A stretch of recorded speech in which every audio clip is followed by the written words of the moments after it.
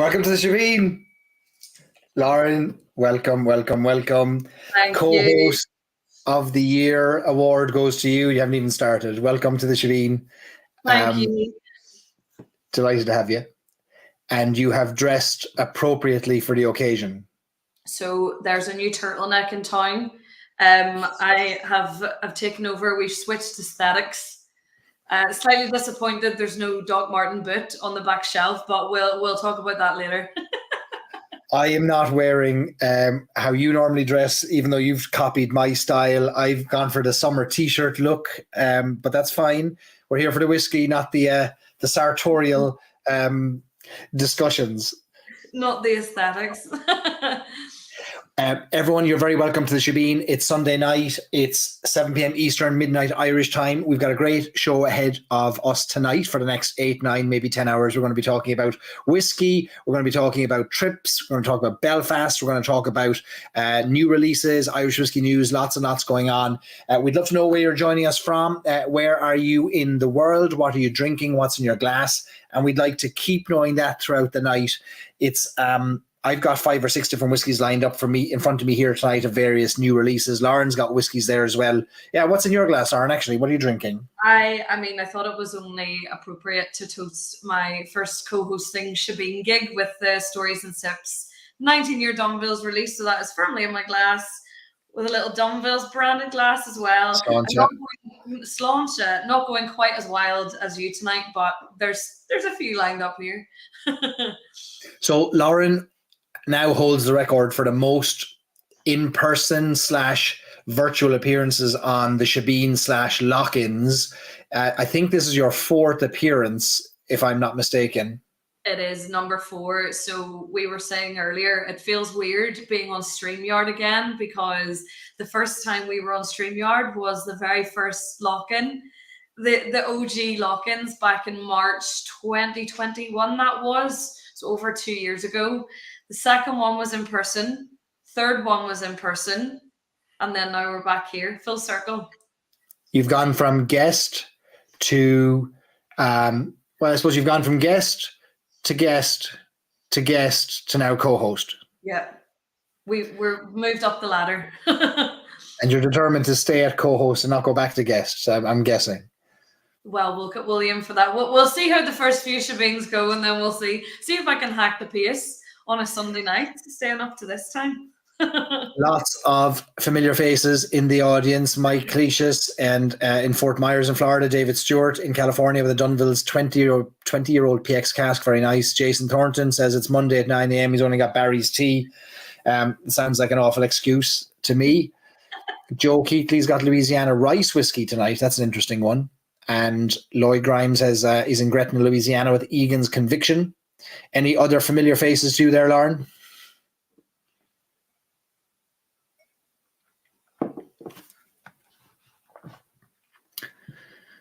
Rob in New Zealand, no drams, given he's at work.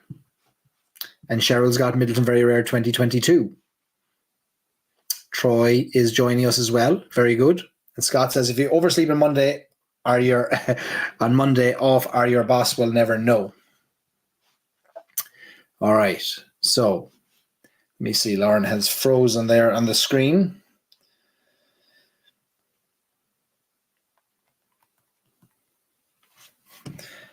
Okay. What else have we got? Columbus, Ohio. Julie's joining us with Bushmills 12. Very good. And Lauren has dropped off, but she'll drop back on, I'm sure. And we've got Cape Cod. We've got the Cliffs of Moher whiskey from Tom in Cape Cod. Excellent. And Weeg is joining us from the Bronx. Excellent. Let me see. Richard, you're doing a salute to Northern Ireland in honor of the Shebeen with a bit of the Hinch to start Imperial Stout finish. Lovely. And Canada, we got Tyrone in the house. Canada, go Belfast Giants. Excellent. We are going to cover a lot. Lauren is jumping back on. Her internet just dropped for 2 seconds. If it's not sound, it's internet with us all the time. I think I've solved our sound issues for those of you who have followed along and seen our sound issues over the past few weeks. It's to do with processing power of computers, and we have upgraded our processing power, so we should have no issues with sound tonight. Touch wood, touch wood. So wherever you're joining us from, you are all very welcome. what we're going to cover tonight in the Shebeen, on top of having a bit of crack, is, it's so nice to get together with all of our community. We've got a co-host who is already shirking on her responsibilities by dropping off with her internet, but she'll be back, I'm sure, momentarily.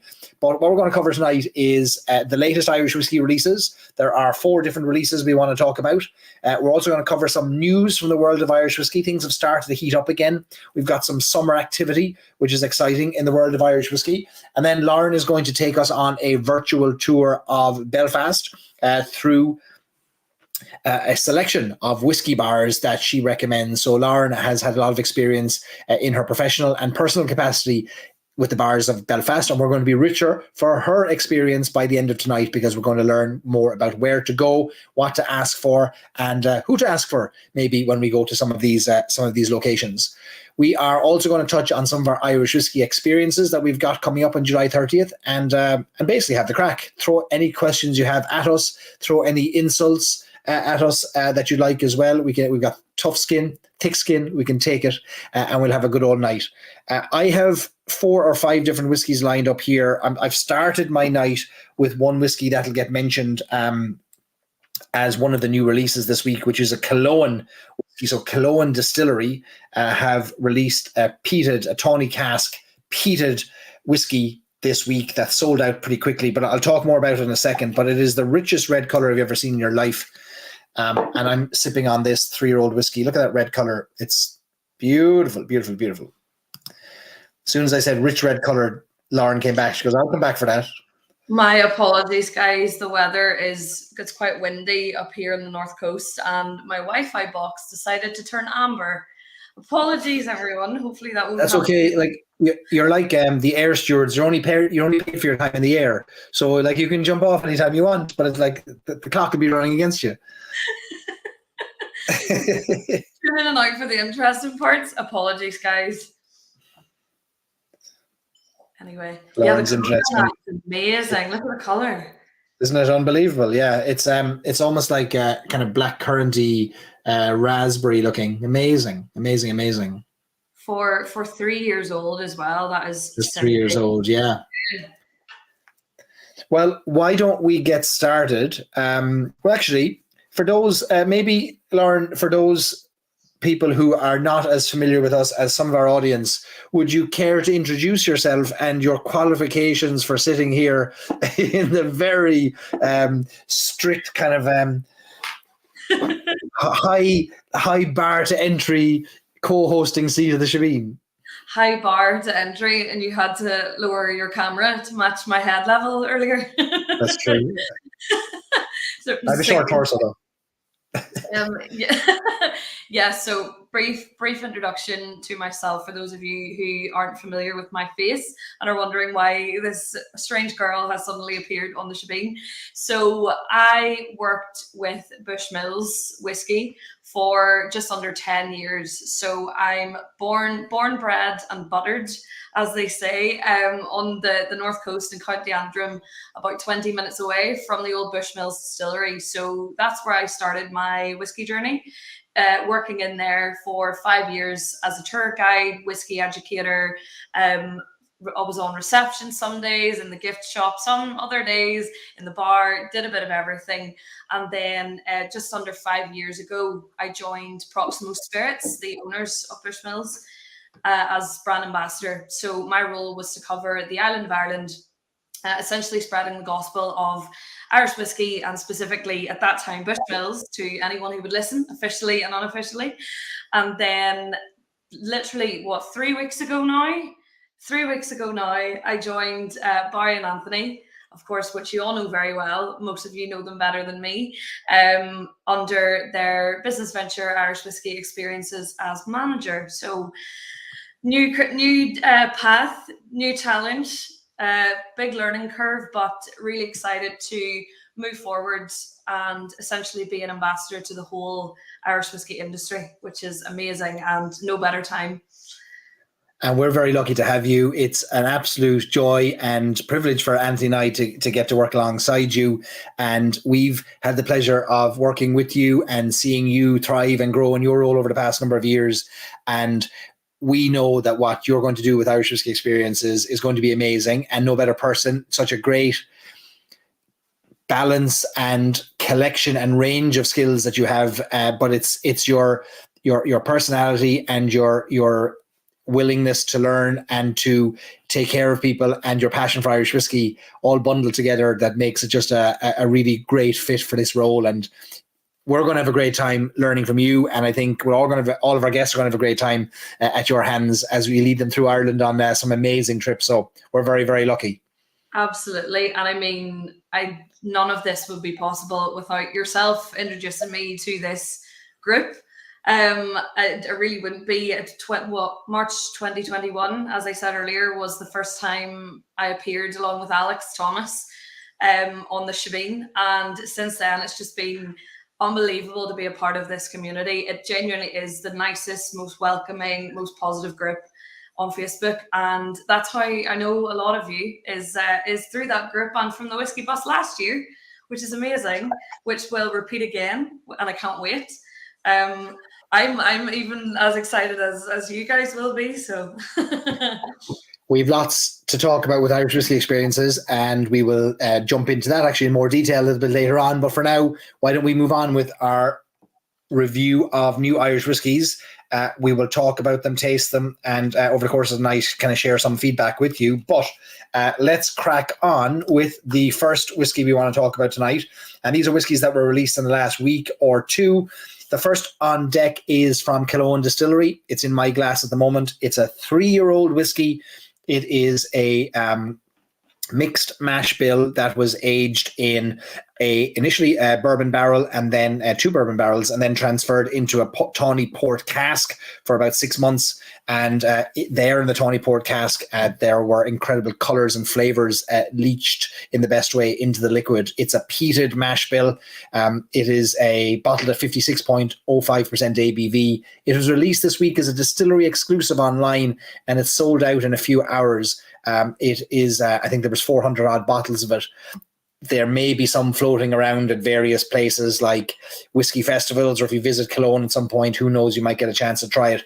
But why I want to, in addition to talking about this as a new whiskey release, I want to just highlight that some of the whiskies we're going to talk about tonight are young, new distillery releases, and they are fantastic representations of what can happen in a short space of time with a focus on production rather than how to get something out as fast as possible in the cheapest way possible.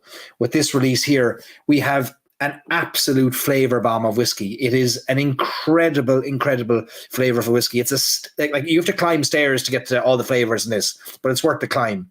I was sipping on this earlier, and the color just keeps getting pinker and pinker in my glass. I was reminded of a Christy Moore song. Christy Moore, a great Irish singer, and in one of his songs, Listún Varna, he says, if it's music you want, you should go to Clare in the west of Ireland, you know. And I was reminded of that thinking about Listún Varna, thinking about Killowen, and I thought, if it's flavour you want, you should go to Killowen, because that's where you'll find it. It's an absolute flavour bomb. Sadly, it's sold out, so I'm here waxing lyrical about a whiskey that most people now can't get hold of. But Lauren, you've had a chance to try a few Killowen whiskies over the years as well. This is from their own stills. You've got a favourite that was one of their source whiskies, I think, do you? I do indeed, yeah. It's definitely up there with one of my favourites. Certainly my favourite Killowen is the Rum and Raisin. I just think it's absolutely gorgeous. I was blown away with it the first time that I ever tasted it. And I think your words, Barry, about how incredible the whiskey you're drinking is just a testament to Brendan, really, and his cask management and his passion and love for what he does. You made quite a big statement about it earlier. I did. We were talking before we went live, and I said, outside of my own wee family of whiskies that we've released through Stories and Sips, which I have to remain, of course, partial to, this is the whiskey of the year. This is absolutely the whiskey of the year. Imagine that a 3-year-old whiskey is even on a value scale. I know it's expensive, £120. There's about $160, $170 for a 500ml bottle of a 3-year-old whiskey. You might think that's crazy, but it isn't when you think of the inputs and what has to happen to get that bottle to market. They're pumping out, what is it, a cask a week at the distillery, and that's their output. But the amount of work that goes into creating this, the slow fermentations, low and slow distillations, it's an absolute triumph of a whiskey. It's an unbelievable whiskey. I'm always a big fan of producers and distillers who push the boundaries and challenge people's beliefs on Irish whiskey. And you touched upon that just there, Barry, that for a 3-year-old whiskey, and that one, the colour, and two, the flavours that are coming off that, it just goes to show that something doesn't have to sit in a barrel for 20 plus years to be unbelievable. So he's really kind of challenging the mold there and kind of breaking the mold, which I love. And this is a chance now for us to reset our thinking about young whiskies and to forget about what we might have tasted 10 years ago, or even 5 years ago, or 4 years ago, in terms of a 3-year-old young whiskey we might pick up in the liquor store for $20 or $30. This is not those types of whiskeys. What those whiskeys were designed to do was get out as fast as possible in as low an ABV as is legally possible, in casks that are just about fit for use, and get it out there as cheaply as possible. That's not what these whiskies are trying to do. These next few whiskies we'll talk about are pursuing flavour, and they just so happen to get that flavour in 3 years or 4 years and 5 years, and they don't have to wait for 15 or, like you said, 20. So it's a new time, and I think we should reevaluate our perception of age is not a linear metric of quality. And as soon as we abandon that as a metric of quality, we can dive deeper and see what's there. So anyway, I've gone on far too long on this one. This is the whiskey of the year for me. Absolutely incredible. That's it. And you're saying earlier about younger whiskies, each whiskey serves a purpose. If you want to have that whiskey where it's 2 a.m. in the bar and you just want a nightcap, a finisher, you've got that as well, 100%. That's a great point. So, but I saw somebody during the week made a point that if you were, somebody compared this whiskey to, if you were a kind of a latte drinker, if you liked cafe lattes, this might not be your whiskey. But if you like a double espresso or a triple espresso, you want flavor and you want to be punched in the face with it, this is your whiskey. I used to make that point to people actually who came up to me at tastings and said, oh, I only really like whiskey in a cocktail or with a mixer. And I use that exact same analogy. If you might not drink coffee black, but it doesn't mean you don't like coffee. You just take it in a different way. You might add a bit of syrup, bit of milk. Such wisdom beyond your years. All right, we're going to talk about our next whiskey, which was released in the past week. And this is the first core release whiskey from the Connacht Distillery. We haven't heard a lot from Connacht Distillery in the past, but I think that's about to change. It's actually under American ownership. It is a distillery in Ballina in County Mayo. It was, I think, the first distillery to open in Connacht, in the province of Connacht, in more than 100 years. But they've been quietly in Ballina making whiskey very under the radar. They released their batch 1 last year, or maybe about 18 months ago, of a single malt, a 4-year-old single malt, which I remember buying a round of this drink, a round of the batch 1 single malt for a bunch of whiskey lads in Cork in the Shelburne bar, maybe 9 months ago, and tasting it blind. And all of them were blown away by it because they hadn't either tried it or they didn't expect to get that flavor from a 4-year-old. What we have here now is taking that original batch 1, that single malt that's been matured in bourbon barrels and Oloroso sherry casks, and this is now a 5-year-old whiskey, even more balanced, I would argue, than the 4-year-old. I have a bottle of it here. It's called Spirit of the Atlantic, and it is Kentucky bourbon, oak, and Oloroso sherry casks. It is a light kind of lemon balm. Like, this opens up lovely lemon balm, kind of like a lemon drizzle sponge cake, or one of those lemon cakes you get in Starbucks, those little lemon slices with the old bit of icing. Lemon drizzle, the lemon drizzle. Yeah, is that the one? Yeah, that's what this is on the nose all day long. It's a really affordable whiskey for new whiskies. Now we're going to have a debate about pricing maybe here, but this is €65. Now for €65 you can get a Redbreast 12-year-old.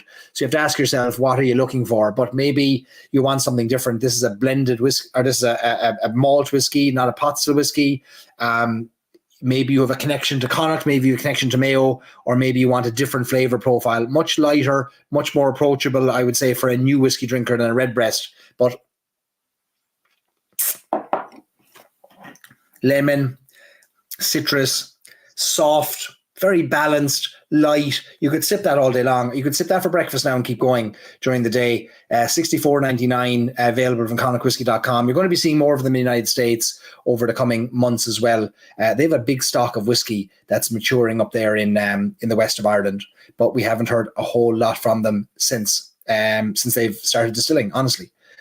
This will be available in the United States, Lloyd, to the best of my knowledge. It is a 5-year-old whiskey, and yeah, it does show great promise. We're starting to see the DNA of the different distilleries in terms of, if you think about single malts from different distilleries, a Waterford single malt has such a different DNA than a Dingle single malt, than a Connacht single malt. And now we're starting to be able to identify, I think in time it'll be much easier for us to say, that's definitely a Waterford whiskey, it's definitely a Dingle whiskey. But you're seeing there's a profile here already, very light lemon, kind of a lemon balm note to this one. So have you ever tried a Connacht whiskey, Lauren? No, I was just about to jump in there and say it is one brand that I haven't honestly explored yet. So you've really sold it to me there with that one. So I'll have to look out for it the next time. I've none to share now. I've none to share. There's obviously not enough here, but did the car get diverted with the bad weather on the way up to the north here? Did it? We'll get you a little tuck box for the next Shabeen.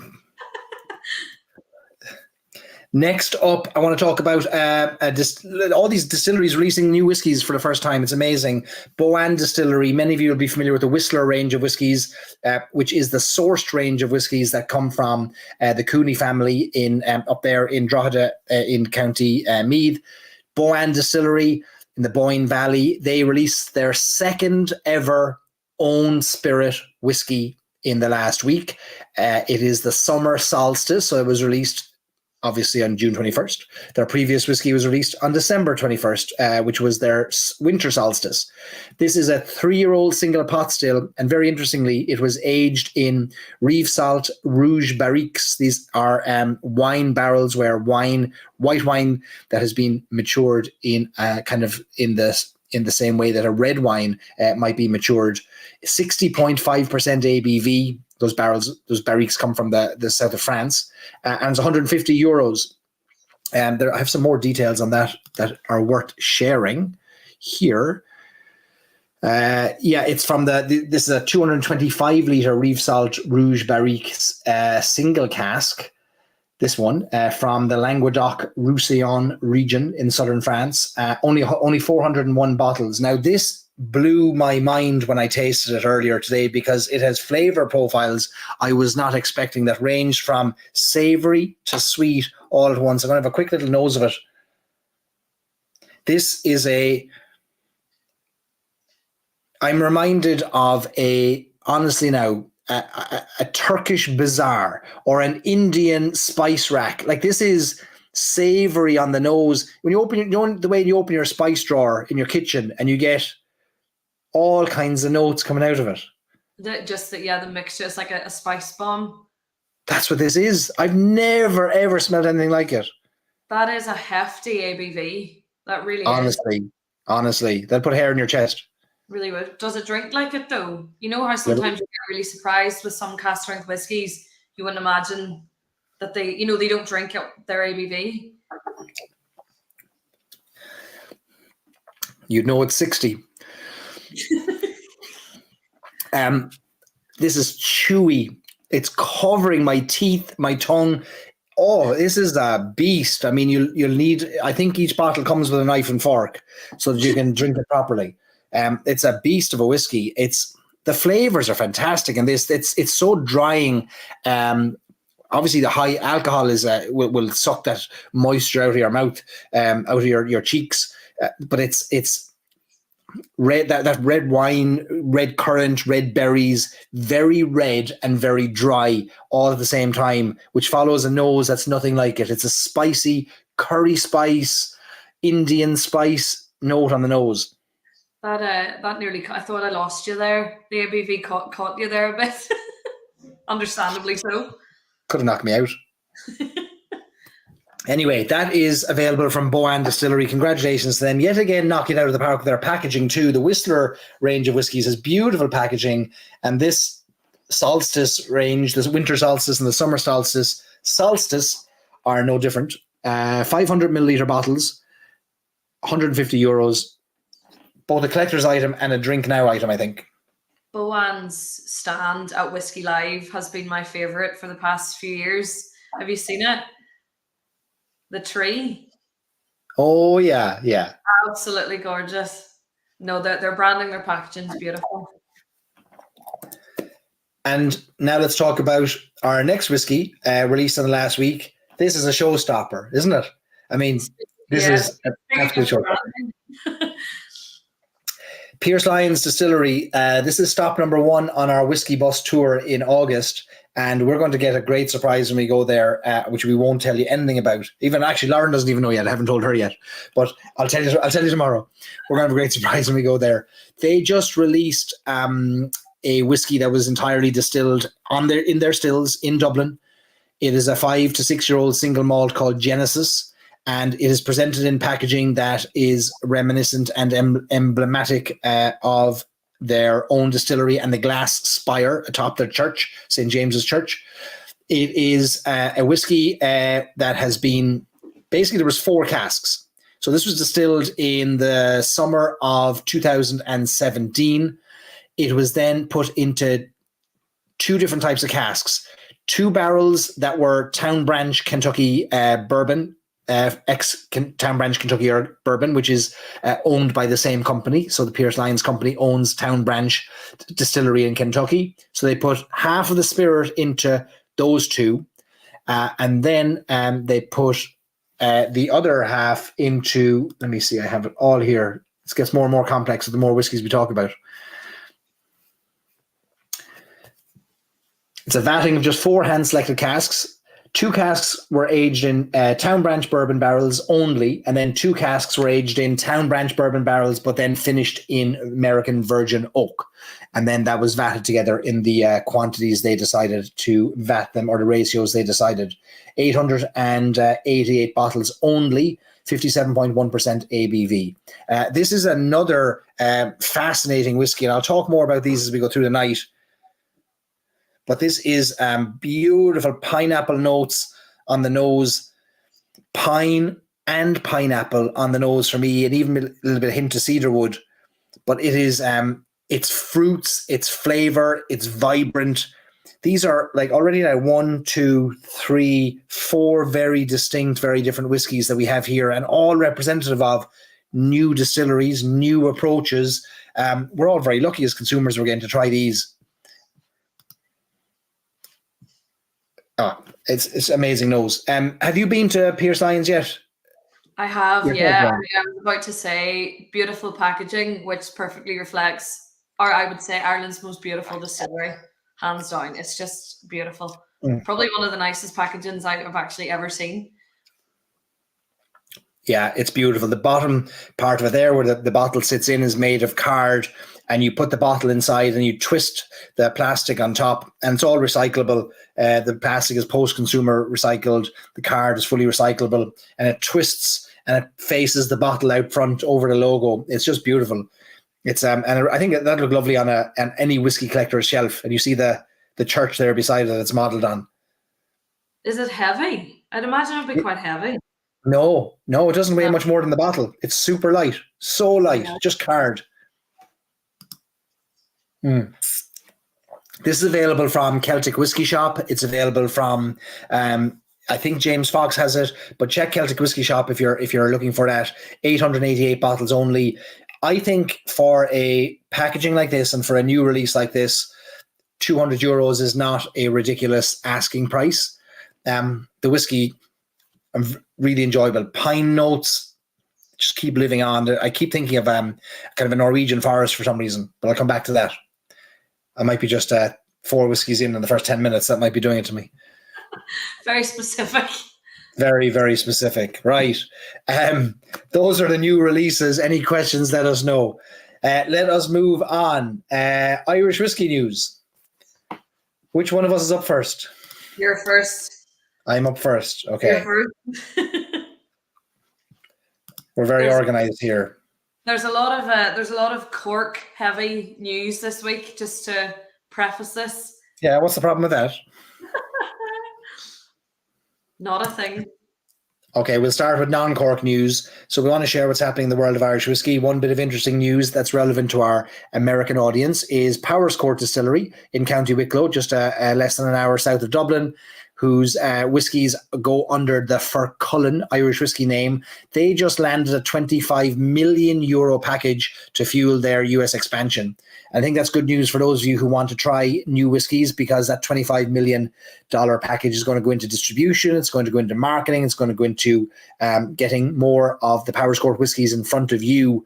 And the early indicators from the Furcullen range that have been distilled entirely at Pearse are good. They have good whiskey, and their sourced whiskey that came under the Furcullen name was distilled by Noel Sweeney in Cooley Distillery. They took that stock down to Pearse, released it as Furcullen, but now their own stock, like Furcullen Falls, they've got some interesting whiskies on the way.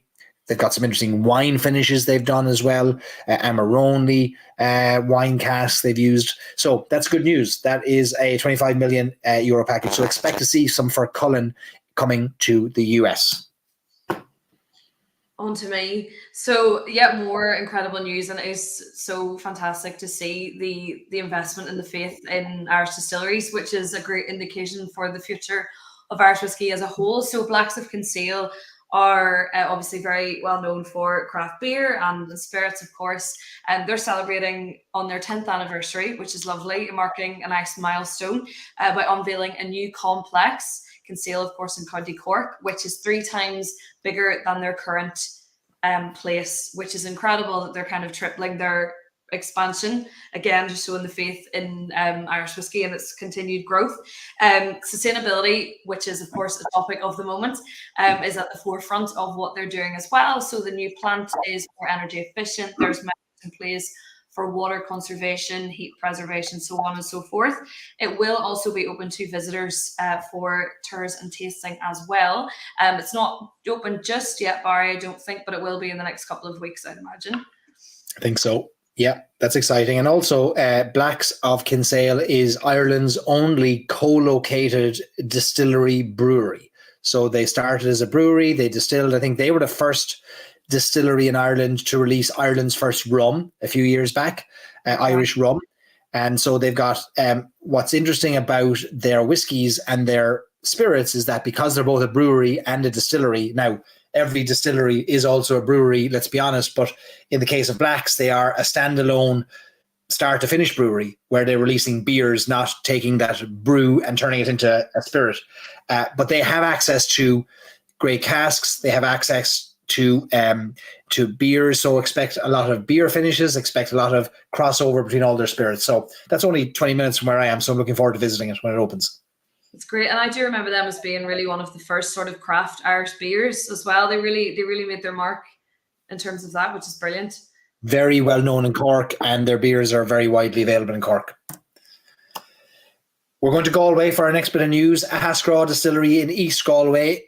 Many of you will be familiar with a Hascraw because in our Stories and Sips Whiskey Club, we brought the founders, Gareth and Michelle McAllister, on for a chat last year. They raised a bunch of money to be able to convert an old mill into a distillery. The great news is they have opened their doors for tours. As of tomorrow morning, you can take a tour in a Hascraw officially at the distillery. They are, again, not unlike Blacks of Kinsale, leaning into sustainability. They want to be carbon neutral as a distillery, and they have invested a lot in heritage preservation and really building a new distillery within an old building. So they are open for tours as of tomorrow morning, and that's good news. So another potential stop for people visiting Ireland, and maybe even another potential stop for an old Irish whiskey experience at some point in the future too.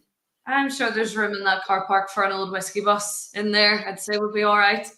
I see you measuring that there now with your eyes. You're looking at the space going, can it turn around? Just made a note about a few calculations there, just at a glance. If it's wide enough for a bus, we'll be there. Some of you have tried the whiskies that a Hascraw have released in the past. Clan Culla, they've released, I have a few of them there on the shelf somewhere. Some shelf. They have some great sourced single malts and blends. Uish is another of their whiskies, and they did well with beautiful packaging. I remember declaring their Clan Collar whiskey to be the packaging of the year when they released it. Just beautifully simple, elegant packaging, white and kind of like lovely white embossing on their packaging. So good news for them. So congratulations to the McAllisters. Absolutely. And I'm going to start this off by saying Clonakilty, genuinely, I visited for the first time last year with yourself, Barry, May time, wasn't it, when I was down in Cork for a tasting. And it was one of the best tours I've ever had at an Irish distillery. Chloe was the tour guide, and she was just unbelievable. The amount of information, the crack, just the kind of her imparting her knowledge to the guests was unbelievable. So Clonakilty their distillery have won a Traveller's Choice Award for the second year in a row, which I think is just testament to what they do and the warm welcome that you get when you come through the door. One of the most thorough tours ever. It's great. That's Ewan there. You see Ewan in the corner underneath or in the middle there by the spirit still, is he? We're going to be visiting Clonakilty and drinking some whiskey in the barley fields for Whiskey Bus number 2 in August. We're going to be visiting their warehouse on the cliffs overlooking the Atlantic Ocean. I say we're going to be visiting. There's one small caveat. The bus has to get around the corners to get to that warehouse. And let me tell you, I've gone up there in a small car and I've struggled to get around the corners. I'm going to bring video cameras and drones to watch that bus get around those corners. Because if it does, there should be some kind of prize or something for getting to that warehouse. It'll never get back down again if it does get there. The prize is Michael Scully chatting us through a whiskey in a barley field on Galley Head. That's the prize. For a few days, because we never get out of it. A small trek. Whiskey Bus Week has turned into 2 weeks to get to Clonakilty. No, they're fantastic as well with their sustainability at the front of what they do. It was 15-kilometer radius. Essentially, all of their production is done within barley fields, the family barley fields, everything. So, no, really love the brand. And something worth mentioning with Clonakilty is that up until now, the only whiskies you've ever tasted anywhere in the world from Clonakilty have been sourced whiskies. They're very open about that. They talk about it. They share that they source their whiskies from different distilleries in Ireland. You're going to taste on the Whiskey Bus their own pot still whiskey. So the distillery only makes pot still whiskey, triple distilled, single pot still whiskey. It's all they make. And they've never, ever released it. In fact, their whiskey is old enough. Lauren, we tried it when we went down there. Do you remember? We tried their pot still whiskey. We did. And sharper palates than mine have tasted it and declared it to be incredible. I have been blown away by the single pot stills I've tasted that they have yet to release. They've refused up until now, but I suspect in the next 6 to 8 months, my bet is that we'll see a first ever Clonakilty pot still release. We'll get our Whiskey Bus people to taste those when we go down there, but stay tuned for what's coming out of their own stills soon, because it's completely different to what they've released before, and I think it's going to blow your mind. We tasted a little bit of the distillate as well while we were there, didn't we? And it was absolutely beautiful. It was really, really nice. We did. I have a sample somewhere of there's no point even attempting to go work through those bottles. I have a sample of pot still that I got at a tasting with Oisin Mulcahy, the master distiller, down at Wexford at the Southeast Whiskey Fest. And it was he grabbed a sample from a Virgin American oak cask. It had been 4 years in Virgin American oak, right? 4 years. And it was out of this world. It was like taking a bag of Werther's Originals and just boiling them up and then putting them through a sieve and putting them into a bottle. That's what we got. It was just liquid caramel, absolutely stunning. So who knows what's going to come? We'll see. Beautiful. Okay. And now, not particularly related to whiskey, but I stuck a picture of a whiskey distillery from Cork in there in any case. We're quite proud of Cork. Obviously, I'm from Cork. I'm in Cork right now. Our Whiskey Bus is going to be on the road to Cork. Here's a picture of a distillery in Cork, but I use that as a mere device to share with you the results of the 2022 census in Ireland, which revealed that Cork people are more likely to stay in Cork. In fact, of all the counties in Ireland, Cork has the highest percentage of residents who were born in Cork. 72% of people were born in Cork. That's great. Now, that might indicate a couple of things. I'm going to go for the positive one, which is that people don't like to leave because it's so great. The other way of looking at it, for those of you who are maybe a little bit more negative, is that nobody wants to go to Cork to dilute our population. But I'm not even going to entertain that. In any case, that's a great fact for us. So Cork is great. Also, for the first time ever, the census reveals that it is the first time since 1851 that the population of Ireland has passed 5 million people. That's a lot of people, and it's particularly challenging for people looking for homes and houses and accommodation at the moment, and waiting lists at hospitals and doctors and all kinds of things. But hopefully it creates, on the plus side, a thirst and demand for whiskey, of which there is a lot of in Ireland at the moment. Okay, that's my Cork spiel over. I'm done. Is anyone keeping time or tags on how many times Barry says Cork throughout this shebang? I think we're on a solid 500 in that one sentence. And before you all try and guess what people from Cork are called, I'm going to make this very easy for you. We're called Corkonians. That's it. Not Corkers, not Corkies, Corkonians. That's it. Case closed. On we go. To echo Michael's words there, don't corks keep things in. So maybe it's the latter point, Barry. All right. Well, let's put this another way. Cork is to Ireland like the cork is to a bottle. Without the cork, it would sink. So you're a poet and you didn't know it. Right, what's next? Oh yes, stories and tips updates. Okay, we'll move through this very briefly. Thank you to everybody who is a member of our Stories and Sips Whiskey Club. If you're not, the big question is why not and what are you waiting for? We've had some great whiskey releases over the last few months. We are going to be doing a virtual tasting of our 19-year-old single malt that is landing across the United States this week. And next week, I have it here in front of me. Lauren is drinking it as well. This is maybe the most elaborate, complex, certainly the oldest whiskey we've ever released. It is meeting with rave reviews, and I couldn't be prouder of us as a club for nabbing and snagging all 222 bottles that were in that cask. We will taste this whiskey together as a club, even though all of our bottles are almost open already, because I don't expect you to wait. That'd be foolish, right? We can't stare at them for 2 weeks. But Jarlath Watson, the director of Ecklinville Distillery and the man responsible for Dunville's, was going to join me, and he's going to lead us on a tasting of this remarkable spirit. We're very lucky to have it. Thank you, everyone, for your support on that. We're going to taste it together. Dunville's and Ecklinville Distillery were kind enough to give us a number of prizes to give away to those who ordered the whiskey. I have been so busy with this whiskey that and sampling others that I haven't gotten around to drawing the names for these prizes, and I will do that tomorrow. We have 6 whiskey kits from Ecklinville Distillery, and we have one 21-year-old Irish Whiskey of the Year, single malt finished in Palo Cortado sherry casks. We'll draw the winners tomorrow. I'll do it on video. It'll all be official, so you can't claim that anything was fixed, even if Lauren wins all 7 of the prizes. We will draw the names on video. That's coming up tomorrow. Let me see.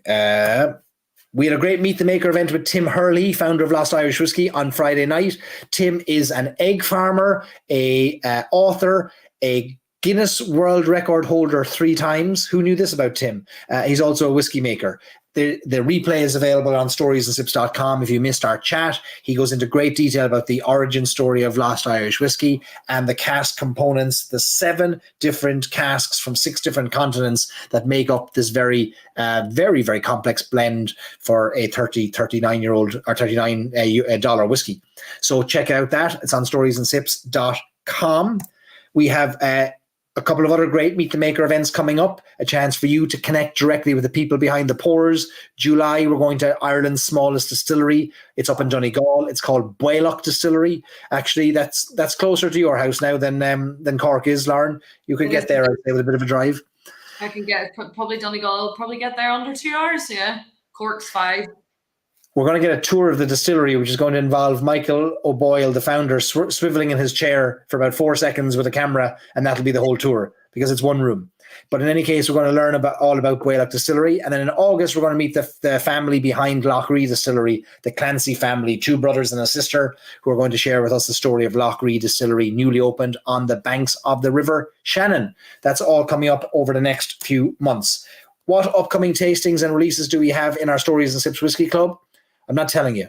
Right, next slide. No, I will. I'll tell you. We've got a blind tasting coming up. Hopefully in the next 4 to 6 weeks. We are unpackaging the bottles at the moment. We have 30 bottles of whiskey that have to be turned into small miniature kits, and they're going to head your way. It's a blind tasting with one distillery that have given us many different liquids that you're going to chance your arm at detecting and deciphering. We are also going to reveal our next Stories and Sips Whiskey Club whiskey this month. We're not going to do it before we have our tasting with Jarlath at Dunville's on July 14th, but I would say a week later we'll at least announce the next whiskey that's coming. And I'll tell you this, it won't cost the same as the Dunville's release. It'll be much, much more affordable. And there'll be a free glass in there as well for all of you fantastic club members that we'll buy for you at no cost to yourself. So that's upcoming. And if you're not a member, please join. We've got great whiskies coming, great tasting events, and every month we meet the makers behind the pours. storiesandsips.com/club. All the details to join our club are there. Right. Lauren McMullan, the spotlight is yours. And breathe. we're nearly an hour in, and we haven't even mentioned Belfast once. This is what happens when we've got multiple whiskies in front of us. Anyway, so Barry asked me a great question during the week when I had said that this is what I would like to cover on the shebeen this week, and it was, what do you want people to know about Belfast? What do you want people to take away from tonight's shebeen?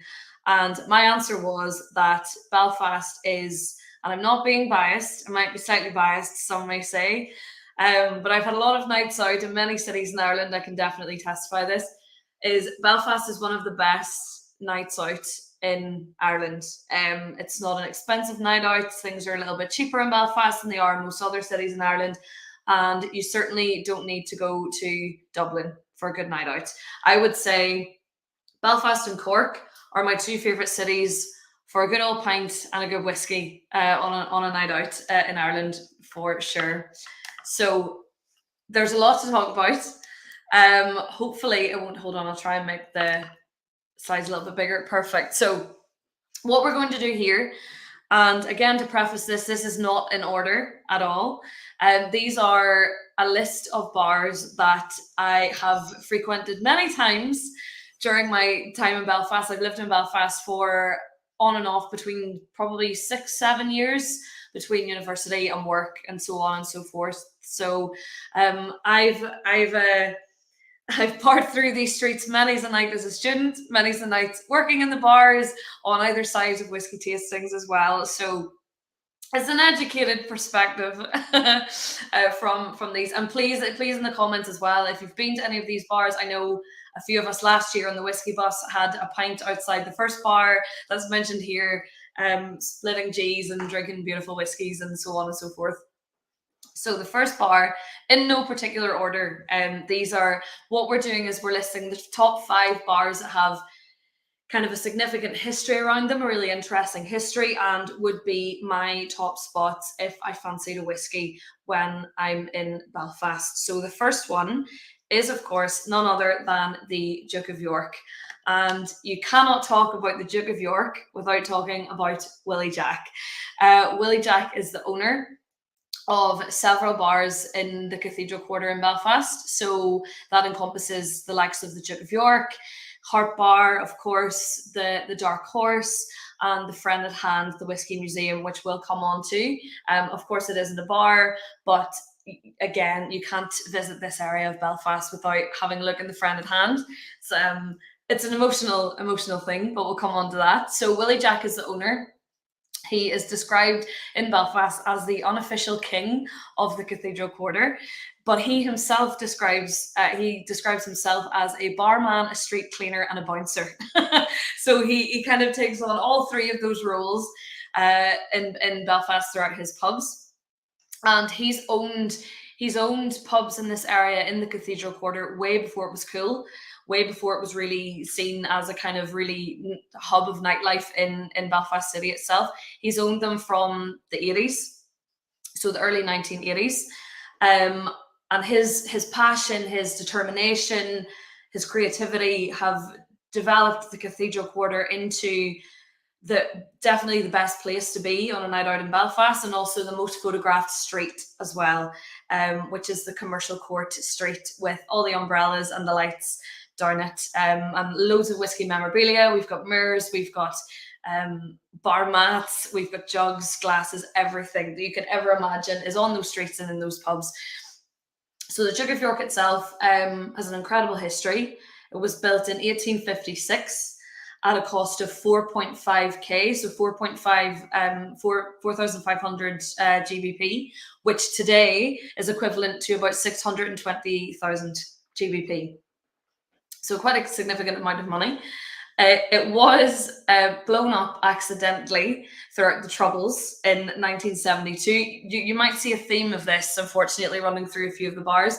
So it was completely flattened, completely destroyed in 1972, although it was rebuilt 2 years later in 1978. It was an accidental bombing. There was, I think, a group of people who were trying to make their way through Belfast to the High Courts, which was their target, but they got diverted down an alleyway because of a checkpoint, and the bomb detonated early. It's an unbelievable place. Willie Jack, of course, he's the man of the moment. You can see here, if we look at the outside of the bar, you can see the umbrellas I talked about there. So this is, if you walk down this street, you will not be able to move for people taking photos, selfies, everything. A few of you definitely will recognize this from Whiskey Bus last year. Barry, you yourself, you've sat outside here many a night as well, haven't you? How dare you accuse me of sitting outside a bar many a night? I have maybe once in passing enjoyed a drink here. And maybe enjoyed the Friend at Hand Redbreast exclusive a few nights. I have supported Belfast businesses wherever I have been able to. Let's put it that way. That's a very nice way of putting it.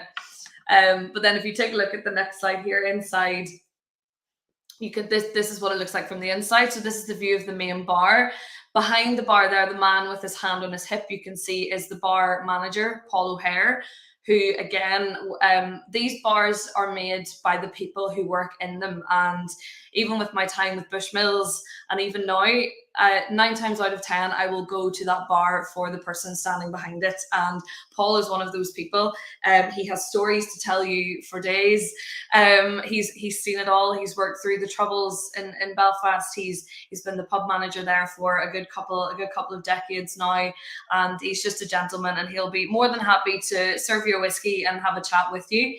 So him and Willie are kind of the two faces of the Duke of York and the Cathedral Quarter in general. But you can see there, you've got loads of old mirrors, old Belfast brands, you have jugs, you've got glasses, you've got bottles in there that are one of a kind and can't be found anywhere else. And it really is just, it's a living piece of history. It really is. And it's such a part of Belfast and part of Belfast history. And after last Whiskey Bus, when everyone went home, I stayed for 2 more nights in Belfast. I told nobody I was there. Lauren, I don't think you even knew I was there. And I just went to the Duke of York the 2 nights after the Whiskey Bus and sat in a corner and just sipped and stared into oblivion for 2 nights, just to kind of, Whiskey Bus was a magnificent experience, but I just needed to decompress. And I did so at the Duke of York with one of their Dunvilles in my hand or one of their Redbreasts in my hand. It was it's a place to go on your own, or it's a place to go with a crowd. It's just amazing.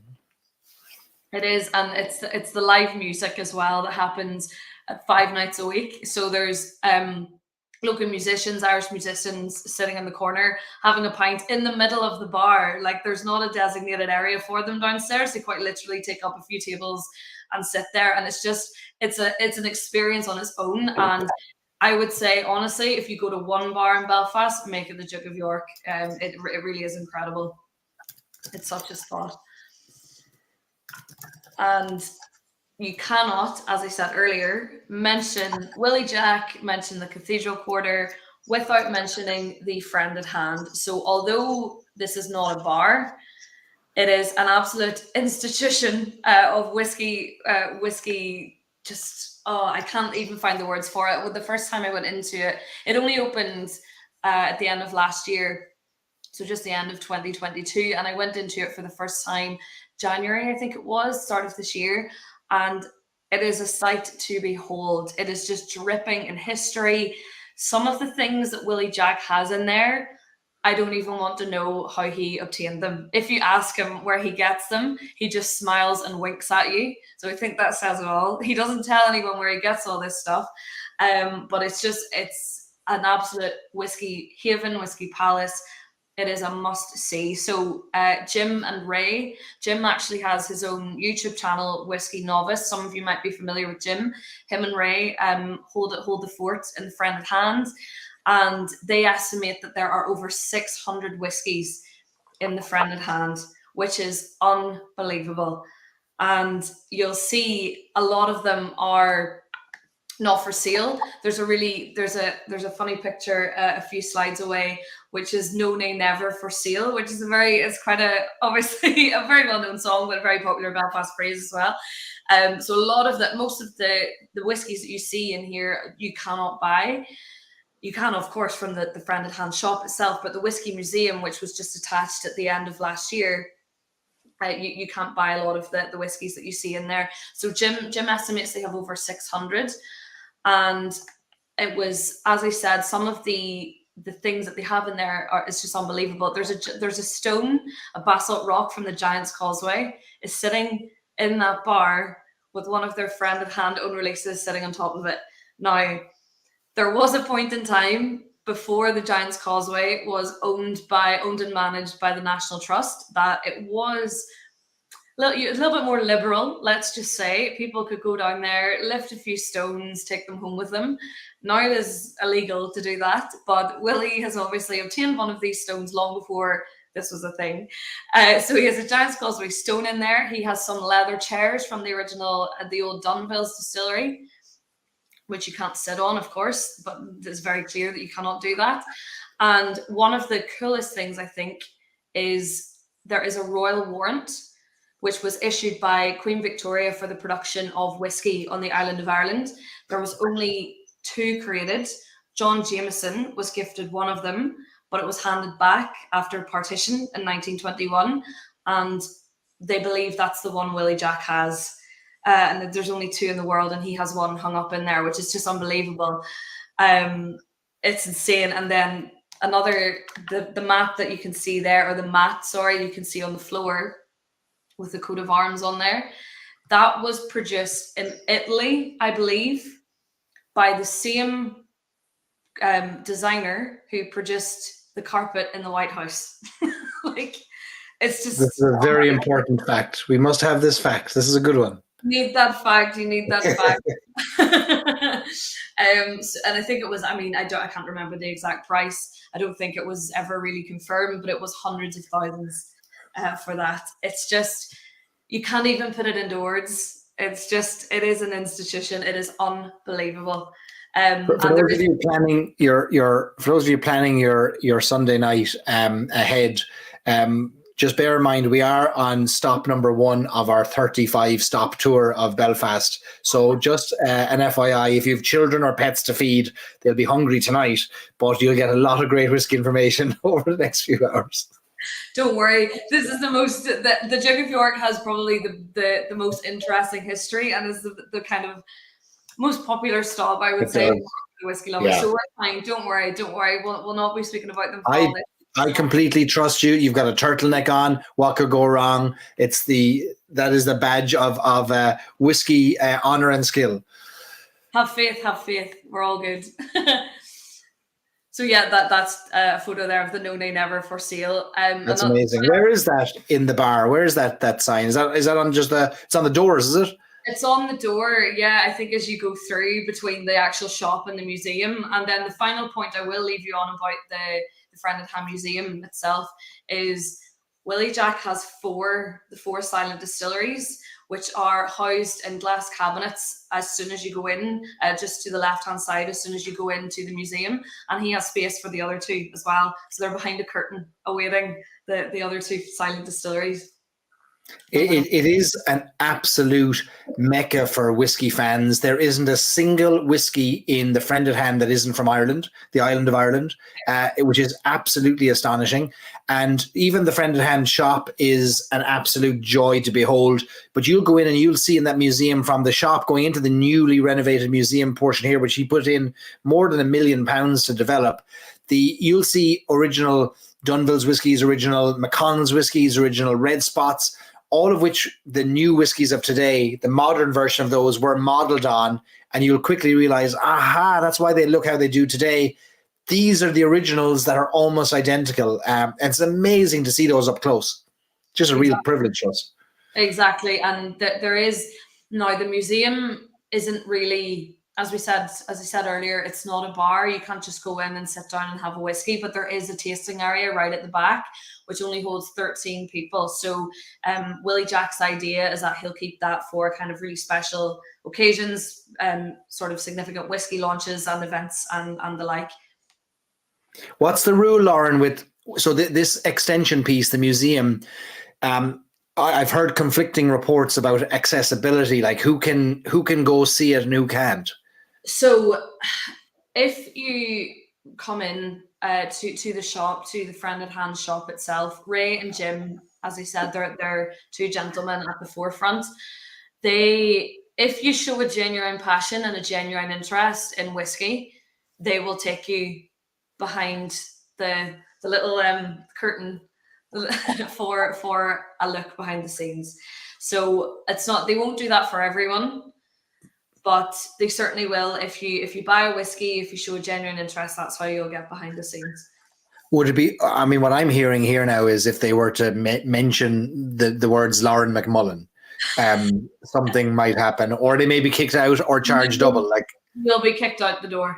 Don't do that. Okay. I've tormented Ray and Jim many a time over the years. Moving on, we'll move on. We've got a lot to cover. I'm not sure where we got to go. It's only 1 o'clock in the morning. We're fine. Well, I'm still on whiskey number one. It's harder to drink whiskey when you're talking. Are anyway. Do you want to take a sup of something? Do you need to fill up your glass? I'm all good. No, I'm all good. I still have. So I poured a hefty pour of the Dunville, so I'm holding out well here. Okay. So moving on, we are sticking with Hill Street here with the Dirty Onion.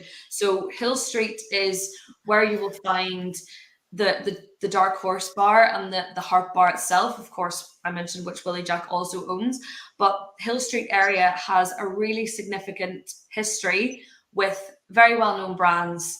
So Bushmills and Jameson being the two brands that have a significant history on Hill Street. So in 1885, there was a disastrous fire in Bushmills, which destroyed pretty much the entire site, all of the offices, damaged the main buildings, and a few of the warehouses. So from 1885 onwards, the Bushmills headquarters were actually on Hill Street in Belfast. So that served as offices. It served as a bottling plant and also a warehouse area as well. And that is where the headquarters were up until the Belfast Blitz in 1941, when everything was destroyed. So there's a real significant history with Hill Street and with Bushmills and whiskey production in general. Where the Dirty Onion falls into this building also used to be a warehouse, which you can kind of see. So how I would describe it is like a ruin bar in Budapest. They've kind of tried to keep as much of the exterior as possible and honor kind of the building's past and so on and so forth. So the building, which you can see there, the Dirty Onion, where it's housed, dates back to 1680. And it is one of the oldest buildings in Belfast. So this warehouse, this area, it used to be, it's been everything. Really, it's housed everything that you could ever need to survive. It's been a fish merchant, it's been a tea warehouse, a tinned soup warehouse, I believe, at one point as well. So we had fish, we had tea, we had soup, and then of course it was a whiskey. It was a whiskey warehouse as well. So it was formerly known as Stack N, the N representing North, and I think it was called Stack N from 1921 to 1991, and it housed Jameson. So it would have had tens of thousands of gallons of Jameson housed in there over the years, over that period of time. So the Dirty Onion was the Jameson warehouse, and it's not a nod to its past. There is the Jameson Barrelman, which stands proudly at the front of the bar. You can see there. Whereas the Bushmills warehouse would have been a restaurant, which is beautiful. One of the best chefs in Belfast, Niall McKenna, his restaurant. Willie Jack owns the building. It used to be the Bushmills warehouse, so they were kind of side by side at one point in time. So the Dirty Onion, it has about 200 whiskies inside, and what I love about it as well is it's very traditional with the pricing. You know what I mean, Barry, with the little neck tags around it and the price of the whiskey neck tag. I love that. It's nice and traditional. You know what price it is. It's not a shock to you when you order it and you ring up the bill at the end of the night. And the Dirty Onion, it's owned by Bill Woolsey, who's another very well-known, very influential figure in hospitality in Belfast. So he is the owner of the Biancourt Group, which owns the likes of the Dirty Onion in Belfast and the Merchant Hotel as well, which is a 5-star. Yeah, so really gorgeous. Gorgeous venue, gorgeous hotel, and it has a whiskey collection not to turn your head at as well. So how come every time I go to Belfast, we go to the Duke of York, and how come I've never even heard of the Dirty Onion? You've never brought me here. You've never told me about it. I'm wondering, are you keeping this to yourself? Why is this not been on the list? That's a very good question, actually. I think it's because we've just been sucked in by the Duke of York, and we haven't been able to get out of that black hole. We actually, when we were in Belfast last year with the whiskey bus, we went to the Crown. It was the Harp. Yeah, it was onto the Harp. The Harp. We were the Harp. We were at the Crown. We were at Duke of York. Yeah. We never got to the Dirty Onion. We didn't get to the Dirty Onion. So one interesting thing that you'll notice if you do go to Belfast and you visit a few other bars is the pubs are named after animals or very bizarre names.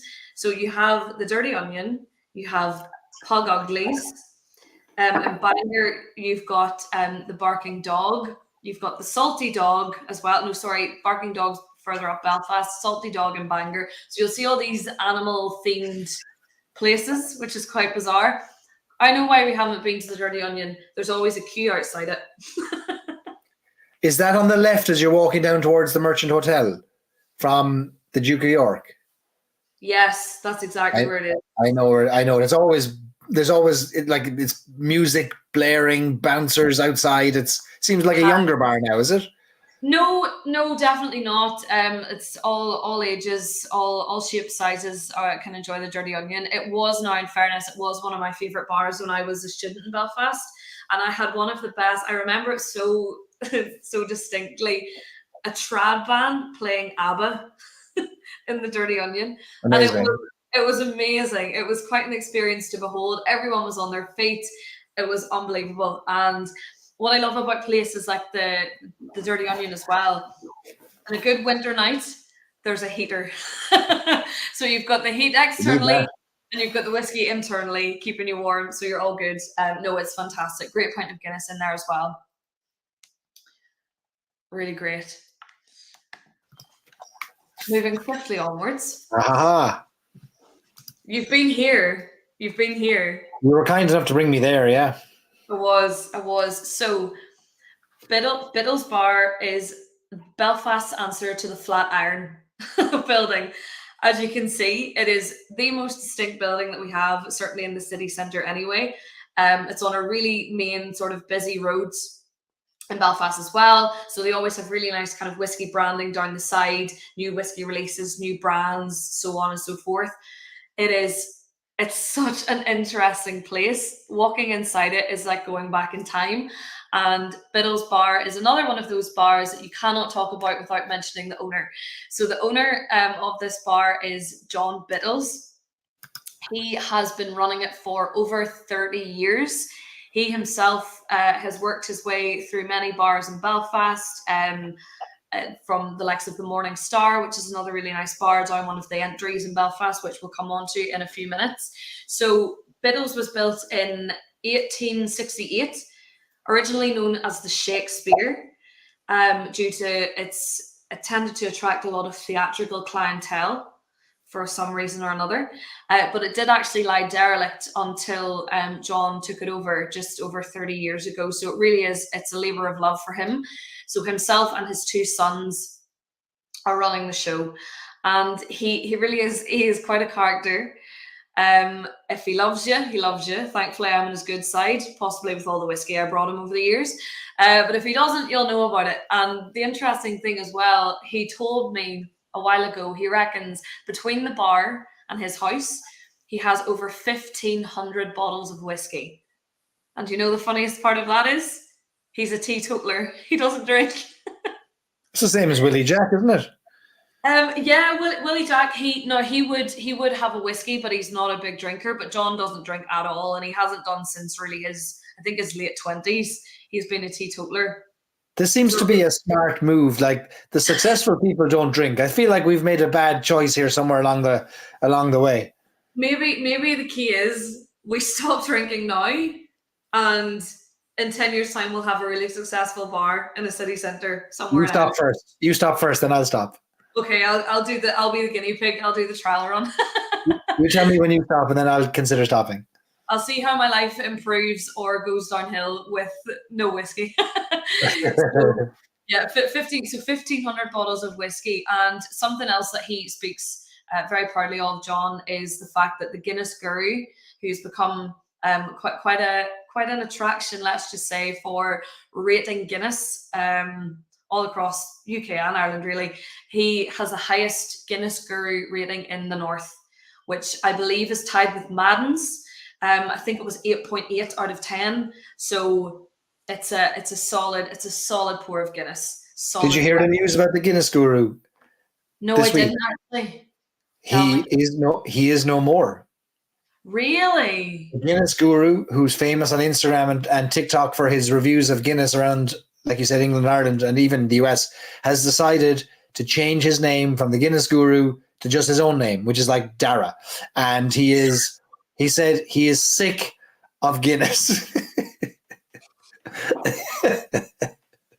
He said, you're sick of hearing about it, and I'm sick of drinking it. So he's expanding his channel to, I don't know, maybe he'll review Harp. Who knows? That would be quite a 360, wouldn't it? Go the full way around and just go back to Dara Curran. Mark Rabbit knows there, Dara Curran. He's no longer the Guinness Guru. Wow, I did not see that. I don't know how I missed that, because as we all know, I love a pint of Guinness. He made his fame and fortune as the Guinness Guru, and for coining such phrases as lovely shtick and great domage on a pint. And now he's decided the dizzying heights of Guinness reviewing are too much. He didn't start the split the G thing though, did he? I don't know where that originated. No, that's an old one. Is it an old one? Because there was a rumor going around that they thought that it was essentially a marketing technique for Guinness to get people to drink more pints of Guinness. There's another Guinness reviewer on Instagram and TikTok that talks about splitting the S instead of splitting the G. I mean, the madness continues. Like, I don't know. Splitting the S? Splitting the S instead of the G, yeah.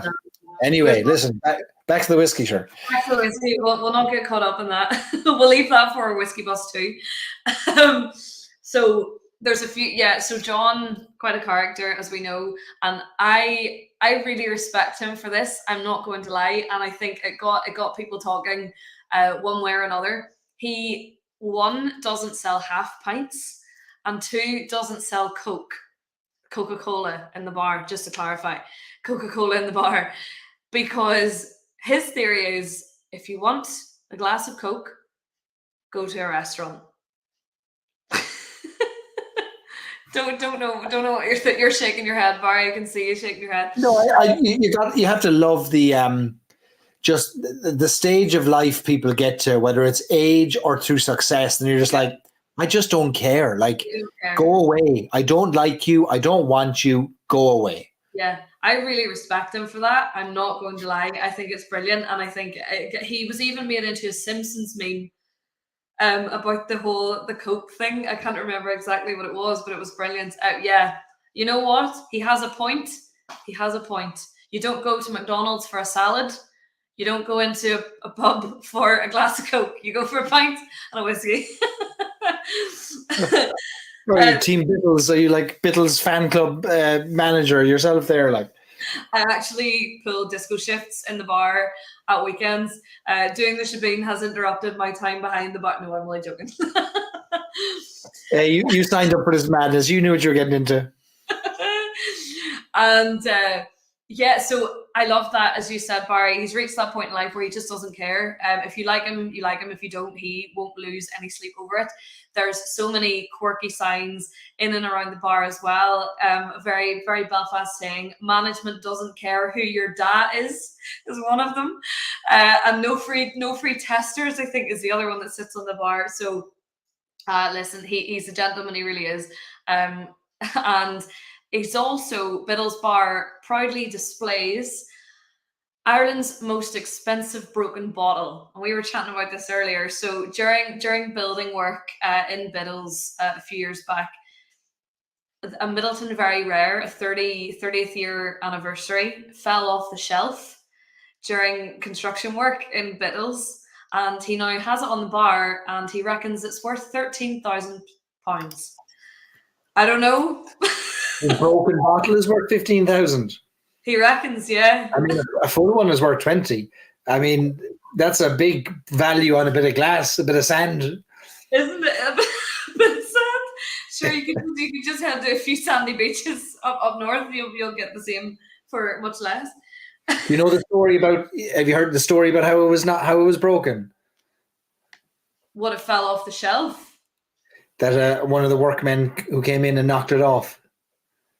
It was a contractor, or maybe you just told that story, I missed it, but a contractor came in and knocked it off the shelf. They got it all on camera. They got it all on video camera, I think. They did. It went viral when it happened, I think, as well, didn't it? In the whiskey community, anyway. Because there was only 116 bottles of this Middleton Pearl ever released. And now, obviously, there's no more than 115, thanks to that. It was a 6,000 euro bottle when it was released. It's now at auction, you'd pay 20 to 25,000 a bottle for it. And he 13,000 for half a broken bottle. And you can't even make that money back on selling Coke, like. We're not even going to go there. What is it? I think it's 12,000 pints of Guinness or something. He averages a week. Amazing. Unbelievable. Moving on, this bar might be one that none of you are quite so familiar with. For no apparent reason whatsoever. It's tucked away down one of Belfast's 7 entries, which were really created when the city was being laid down, and the entries served at one point of time as a very dense residential and commercial area. So White's Tavern is situated on Wine Cellar Entry, and it dates back to 1630. So it actually, the building, it's still the original building, the original area, was the first tavern license in Belfast, in the city. So as I said, 1630. It was then also a spirits merchant, which everything was in Belfast. I think there's a theme here with all the older bars. It also served as a hotel for a while as well, and headquarters of the Mercury newspaper, which was a very well established, very well documented newspaper in Belfast back in the day. So it's the White's Tavern is now, it's owned by the Clover Group in Belfast. So it's another, that would be kind of, I would say, the second most kind of large population of bars owned by one person in Belfast, the Clover Group. And they have retained the original 17th century bar counter, which I think is unbelievable. And White's Tavern, it's actually a huge area. I know it's the main bar area is down the wine cellar entry, the smaller area, but they're now divided into, I think, 4 different areas. So you have White's Tavern, which is the area photographed there. It's the main bar. They serve great oysters as well, oysters and whiskey. Then you also have White's Garden, which is an outdoor area. Mainly, it's open all year, but mainly kind of thrives in summer, of course, if even the 2 days of sun that Belfast receives in May every year. And then they also have White's Beer Hall, which was recently just opened last year, about November time last year. And then most recently, about, I'd say, a month ago, they opened White's, what's it called? White's Store, which serves only Guinness. Only serves Guinness, nothing else. So they're trying to push No this Coke? art. No Coke, no. There you go. John's been an inspiration. You can't get any Coke in Belfast. If you want a Coca-Cola, you have to stay in America. You just may go to a wee tiny side shop somewhere, a Mace or a Centra or something along those lines, and find one. So you can see here, so this is wine cellar entry there. So that's kind of what it would have looked back sort of around the 1630s at that stage. So that, yeah, the 7 entries in Belfast, there was a redevelopment scheme a number of years ago. I think it was maybe about 2016-17, where they really tried to revive the entries. So White's Tavern, as it stands now, I think was kind of given a bit of a refurb, a new lease of life around 2014. And since then, they've also tried to rejuvenate Joy's entry as well, which is home to the Jailhouse and Henry's, which is another very popular few bars owned by the Clover Group in Belfast as well. Lauren, a few questions there that have come in on White's. One, does it have a fireplace? Do you know? It does indeed have a fireplace. It does have a fireplace. Good Okay. fire, good open fire, peat fire as well. Lovely smell. Peat fire, pint of Guinness, whiskey, and oysters by the fire. You can certainly. Sounds amazing. That'll be next on the list when I go back to Belfast. Definitely. Mark says fantastic Irish stew, which combine that with the old Guinness, we wouldn't be unhappy. Lovely And stew. Richard wants to know if it's any relation to the White's 22 special liqueur. That's probably Scotch, is it? Yeah, no relation. No relation. Okay. They have a really fantastic selection of whiskey. I was in there last time I was in there, probably February time, I think it was, and I actually spotted the Bushmills 1608, the anniversary edition, and like you don't find that in very many places. So they do have a good few old whiskies, a few surprising whiskies that you'll find on the shelves in there as well. But no relation. They don't have their own release or anything like that. And then finally, number 5 of the bars worth highlighting with significant history behind them. There are a few honourable mentions that will come at the end. Do not worry if we have missed anybody's favourite. If it's not intentional, we would just be here for about 3 hours if I was let loose to speak about Belfast. And the one thing I will say before I talk about Kelly Cellars is every single bar that I have mentioned here tonight is less than a 10-minute walk from each other. So one thing about Belfast is it's such a walkable city. It's not a very big city, which many of you know. Really walkable. You could drink a pint in record time, jug of York, have a whiskey, and you could be across the way in Kelly Cellars in under 10 minutes to continue your bar crawl. So it's really accessible. You sometimes find with Dublin's obviously a huge city. You can find that you look up a bar on Google Maps and it's maybe about 25 minutes away from where you are.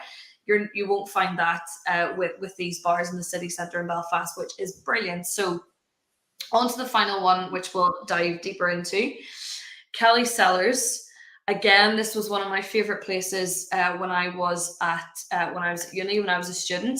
So Kelly Cellars was built on the 14th of March, 1720. So again, it holds title as being another one of Belfast's oldest pubs.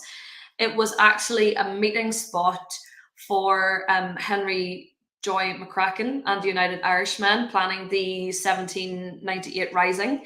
And there's actually a blue plaque commemorating that. And there's a mural inside on the wall as well, which you can see that also commemorates that. This would be, if you were to define an old man pub in the best possible way, I would say it is Kelly Cellars. I remember being in a while back, and there was a man drinking wine out of a pint glass, like just not a care in the world, just having a pint of wine, as you do. I'm surprised I didn't see someone having a pint of whiskey. Tough week. What do you say? Tough week. Yeah, exactly. It's like, never mind the 350 ml bottle, just give me a pint. It wouldn't be, Kelly's wouldn't be, I wouldn't say it would have super kind of premium, older, prestige sort of age statement whiskies, but it's one of those bars where it doesn't pretend to be something it's not. It's a pint driven bar, and you have your Pearse, your Paddy, your Black Bush, your Jameson, whatever it is on the side as well. But it's an absolutely fantastic bar. It's a gorgeous area of Belfast as well. It's a listed building. It's a gorgeous part of Belfast on Bank Square, and beside it is Mourne Seafood Bar, which is probably the best place for seafood in Belfast. So again, you're in good hands. You're not going to complain about having a pint and a whiskey in Kelly's Cellars. Can I just pause for 1 second and mention how many great comments we've received, Lauren, for your tour of Belfast so far, your historical information, your behind the scenes info. You have to be congratulated. Like, this is a great roundup and some great insider info here that you shared with us. You're very welcome. This is what happens when you you work around the bars in Belfast and also enjoy them on your free time. But no, listen, I mean, the bars they're just draped in history, and as I mentioned at the start, it's the people behind them that make you want to go in time after time and have a seat at the bar, grab a bar stool, grab a whiskey, grab a pint, and just relax.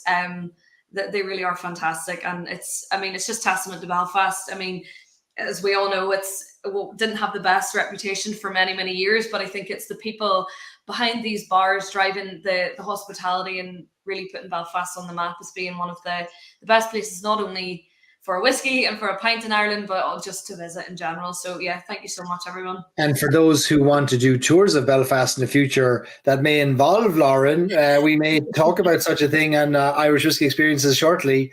So this virtual tour can turn into an in-person tour. I would love nothing more than doing a whiskey walk in Belfast with all of you.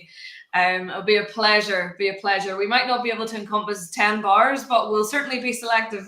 We'll die trying. We'll try with it. We will, absolutely. Before we finish up, or before we move on, honourable mentions. I cannot go away. I will not sleep tonight if I don't mention, especially this first bar, which is Madden's. Madden's is one of my favourite bars, not only in Belfast, but in Ireland. It's actually just around the corner from Kelly's Cellars. It's really not far, as I said, very walkable city. Madden's is actually paired with Biddles in terms of their Guinness rating. It's so creamy. They keep their Guinness, the kegs and cages upstairs, just above the bar. Beautiful pint of Guinness. Live music 7 nights a week. People are actually, Barry, you'd love this actually. People in just punters in the pub are encouraged to just sit up and have a song and play the guitar. They will literally hand their guitar over to people sitting in the bar. It's just a real Irish pub, just that sense of community. The people there, they also still have the old door system, which they had to use during the Troubles in Belfast for safety measures. They still have to buzz you in the door. So they can see you buzzer, and then obviously the door goes off and you get in. So it's still keeping with a bit of history there as well. So Madden's, phenomenal bar. They have a big, I should have actually put this image in rather than that one, but it doesn't look as well from the other side. There's a beautiful big Paddy Irish whiskey mural. Right. Yeah, it's gorgeous. Harp Bar, we've already mentioned this, another one of Bill Woolsey's. Fantastic place. Very much similar aesthetic to the Friend at Hand in terms of the leather, kind of the old leather, the oak interiors, the red you can see there. It's another piece of history, part of Belfast. It's unbelievable. Interestingly there, Lauren, on the point of a harp bar. So like the harp has these beautiful light fixtures that twirl around with the old harp beer logo in them. And harp seems to have been adopted as like a Belfast beer, but it wasn't. But it's from Dundalk, like it's from Ireland. It's like it's from the south. Like how did harp become something for Belfast? Yeah. So what do they call harp? Is it the poor man's beer or something like that? I love harp. I am not slating it in any way. I absolutely love it. So it was brewed in Dundalk. It's now St James's Gate down in Dublin. I'm pretty sure it's owned by Diageo.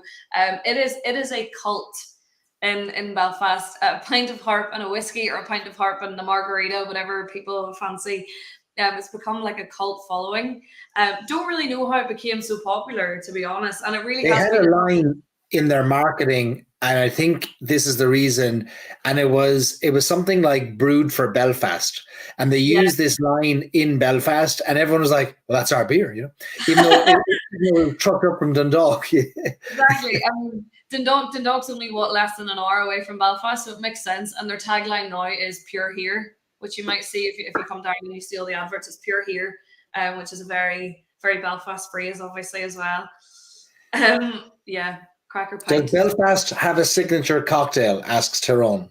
Does Belfast have a signature? Interestingly enough, no. Well, there's two answers to this. No, directly, but yes. And yes. No and yes are the two answers. My signature Belfast cocktail is very different. They have, so the Belfast coffee is produced by Bar 16. It was made famous by Dave Mulligan of Bar 1661. It's produced with Bon Poaching, which is produced by Ecklinville. However, the Bar 1661's in Dublin, not Belfast, so I don't really know how much you can tie the two of them. But yeah, that's a tough one. I'd vote that's not. Yeah, I'd say that's a Dublin cocktail with a Belfast name.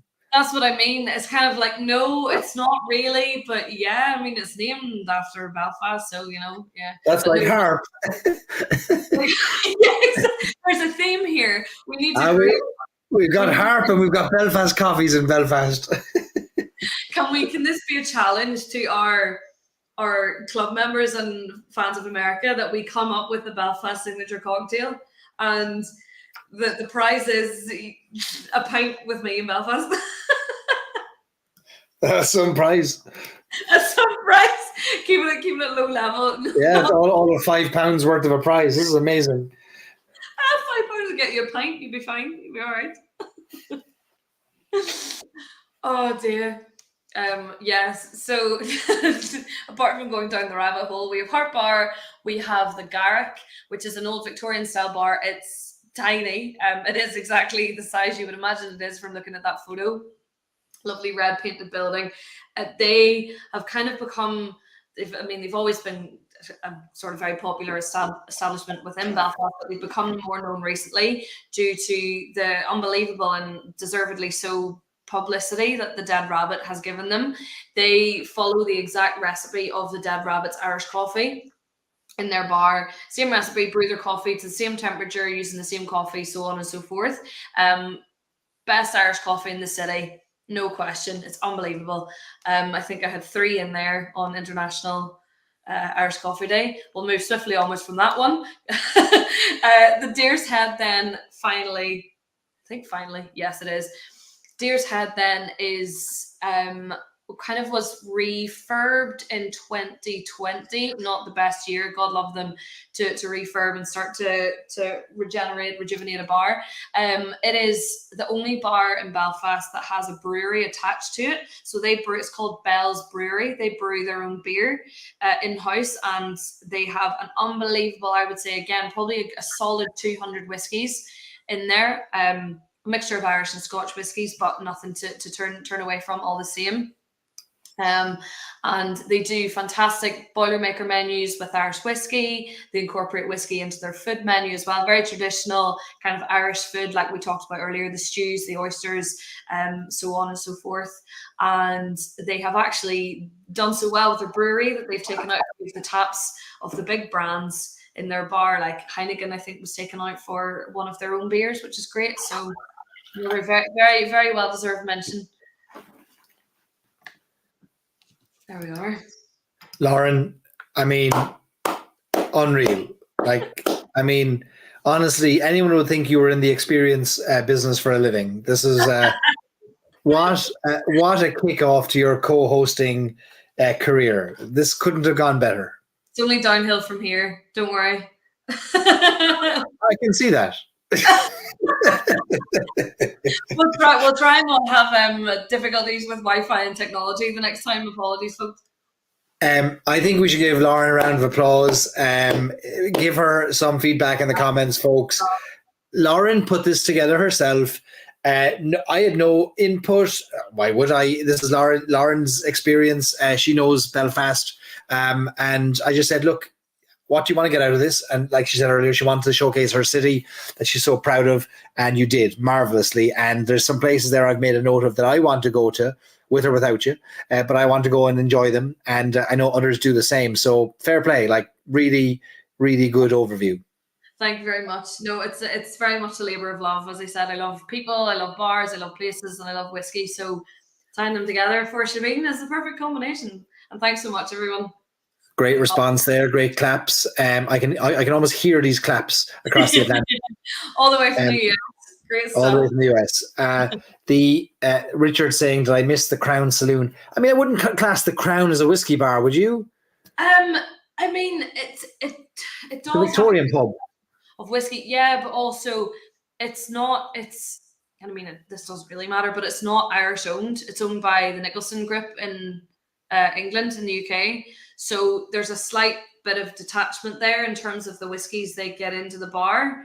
I mean, don't get me wrong, it's still fantastic. They're always very supportive of me. Andy's the bar manager in there. They were always very supportive of me in my previous venture. But yeah, we were in there. I mean, those guys will be able to. Here's what I'm hearing. Here's what I'm hearing between the lines. If you want to get a glass of Cutty Sark, a glass of famous grouse, the Crown Saloon is the place to go. Or you want to line up 13 pints of Guinness after a whiskey bus dinner on the final night. That's also a place to go.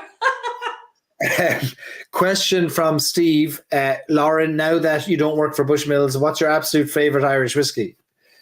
That's a great question. I think I did this. I think you made me do this the last time we did a Shebeen with Paul Costello. I named my top 5, I think it was. I don't honestly think I could single it out to top 1. Yeah. But I'll give you my top 5. My top 5 would be Blue Spot. It would be Dunville's 21-year Palo Cortado. Big fan of that whiskey. Bushmills 1995 Marsala. There's 3. The Method Madness 33-year is another one. There's a theme here, very expensive taste. And the final one, what would be the final one? Number 5. Oh, God, that's a good question. Probably Redbreast 27. All right. Okay. I mean, I'm noticing a distinct lack of stories and sips releases in your top 5, but look, haven't tried all of them yet. So come back to them. If you want to car or pigeon down the samples, I'll come back to you next week and we'll review them on the Shebeen. I think that I think it was about 2 years ago was my first time really seeing Belfast from a whiskey drinking perspective or a whiskey enthusiast perspective. And I was blown away by a city that for 40 odd years of my life had been within driving distance, and I'd never really taken the time to explore it. It's 4.5 hours out of Cork. I can be there. And what a city. Like you mentioned, the walkability, there's a great feeling of safety in the city. It's all the bars are very well managed, controlled. All of the security staff are connected. They're all talking to one another. You get kicked out of one bar, you're not getting into another. It just feels like a great city of, I don't know that there's a comparable in the south in the sense of, I don't think Cork or Dublin or Galway would be the closest, I'd say, but Cork or Dublin don't stack up from a user experience, like if I can put it that way. Like Belfast and Galway are these wonderful walkable night spots, and Dublin or Cork aren't. Exactly. And like how I always kind of put it is that the Cathedral Quarter is the Temple Bar of Dublin, only a lot cheaper. So you can get the same, less kind of crammed, busy experience. Now, of course, you will still get visitors from all over the world, which is something that Willie Jack has actually kind of championed for in recent years, is to have that kind of the multicultural experience. But you're so right. It's the approachability of people, the friendliness. What was it you laughed about? The wee card. Put your wee card in the wee machine. But it's like that personable thing, like that personable interaction that they feel like confident enough and relaxed enough to speak to someone they don't know in that way. Tell us, Lauren, what are you doing now? You've left Bushmills, but your focus is on something new. Is this something we should be talking about? I think it's something we should be talking about. I think so. So we've mentioned a few distilleries earlier on that will be part of Whiskey Bus 2, which of course many of you I can see in the comments are on, but also on the 30th of July, so a few weeks time, we will go live with our website and our first list of experiences. So there's a lot of work going on behind the scenes, moving parts, moving pieces to get everything ready for the launch, and we can't wait.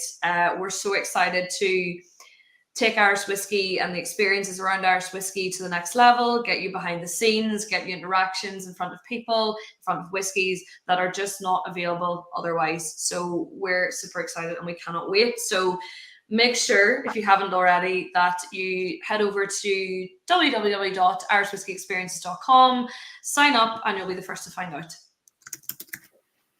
It's not a bad sales pitch. I'm going to put in the comments here. I'm going to paste a link into the comments as well. Yeah, so, I mean, this is an idea that came about as a result of one of these live streams in March 2022, if I'm not mistaken. And by August 2022, we had a whiskey bus. So in March 2022, Anthony Sheehy and Katie Sheehy from Irish Whiskey Auctions joined me on a live stream. And after about 46 cask strength whiskies, we declared the most wonderful idea in the world to be a 2-week trip around Ireland on a bus, drinking whiskey all the way. Then we realized that we'd need hospitals, doctors, surgeons, and we abandoned the idea of a 2-week tour. But we settled on a 1-week trip, which became what we nicknamed the Whiskey Bus, and that's something that's stuck. And we did that in August 2022. We were the first to say we had no idea what we were doing, but remarkably, the stars aligned, and it turned out remarkably well for all of us. We had a great time, great experience, to the point where the next question was, when are you doing it again? And we decided we would do it again. And so this year, August 2023, we are doing it again, the second time. Lauren was a service provider in many ways on Whiskey Bus number 1, in the sense of she and Alex Thomas opened the doors to Bushmills. The reason Whiskey Bus number 1 was so successful was because of Lauren and Alex, and because we decided, based on our relationship with Lauren and Alex, that the entire itinerary was going to revolve around being as close to Bushmills as possible and taking in all the distilleries in the north, which we enjoyed so much.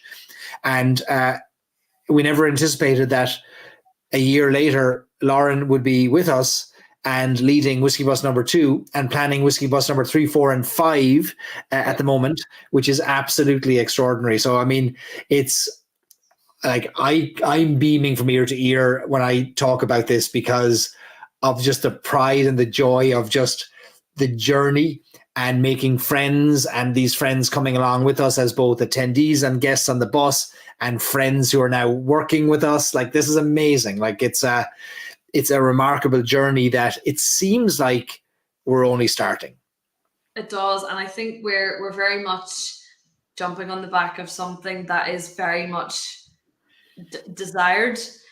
People want to go deeper than the liquid in the glass, and it's something we even noticed in my time with Proximo, that post kind of COVID, post pandemic, people wanted more than just to go out and sit in a bar and have a session. That might be great. There's a time and a place for that, but it's diving deeper into the liquid in your glass. The people, the places, the stories that make that brand and those brands unique is what people really want, and just elevating that and bringing that to the forefront of everything we do is what we're going to strive for. What's astonishing is how young the Irish whiskey experience industry is. Yeah. Scotland has a well-developed tourism industry around distilling, around whiskey, and around experiences, from the Scotch whiskey experience in Edinburgh to all of the islands and the distilleries and the tours you can take. Tennessee, Kentucky, exactly the same. Ireland, not yet.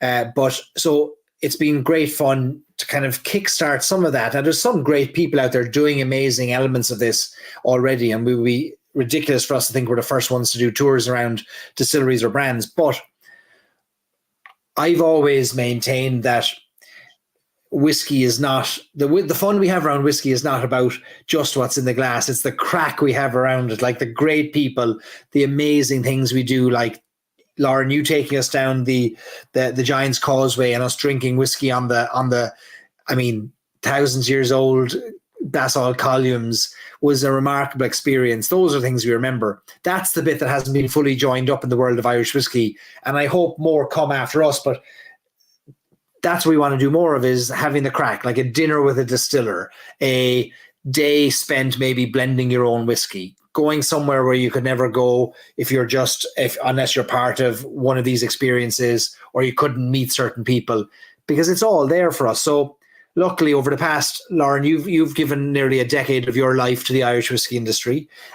You've built up partnerships and relationships that you're now able to say, look, I'm now doing this thing, and people are saying, well, we want to be part of that. And it's the same with Anthony Shee at Irish Whiskey Auctions. It's the same with me at Stories and Sips, even though both Anthony and I have less time in the industry than you do. You're the veteran of the three of us in the world of Irish whiskey. Even though me and Anthony look like the veterans because of our grey hairs, you don't look like the veteran. Well, Anthony's got no hair, but I've got grey hairs. Anthony's got no hair, and you've not got any of the age, but you've got the years of experience that you're now able to draw on, which is amazing.